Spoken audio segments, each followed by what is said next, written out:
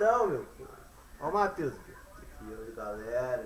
Então, o ensaio de hoje, né, foi meio assim, né, velho? Mais ou menos, mais ou menos. Você achou que foi mais ou menos? E você, o que achou dele? Ah!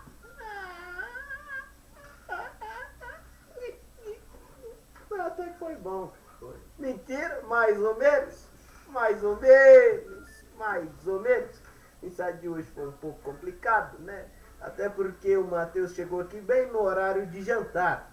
É, foi foda. Eu já estava com um pouco de fome, acabei ficando irritado, soquei a cara do garoto, Que ele velho. está com o olho roxo, 3 dentes quebrados, a boca toda fraturada, a língua cortada, mas tirando isso, tá tudo legal. Fora, é claro, o fato de que a gente vai tocar dia 5 e tem só 4 músicas na lista, né? Isso é um pouco complicado, a gente precisa fazer um show um pouco maior, mas não tem mais nenhuma música que a gente consiga lembrar, porque eu e o Matheus somos roqueiros. Então, para lembrar de sertanejo, fica um pouco complicado, né? Então, eu vou pedir a colaboração de vocês com algumas sugestões de música, né?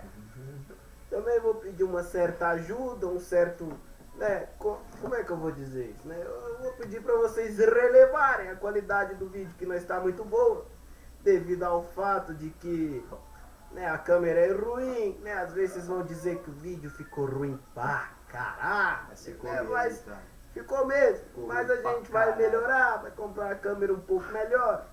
Vem música nova por aí, espere, né? E Espero que vocês gostem. compreenda o nosso proceder aqui, porque a gente ainda está começando, não tem dinheiro, né? Então fica difícil pra caralho de fazer as músicas.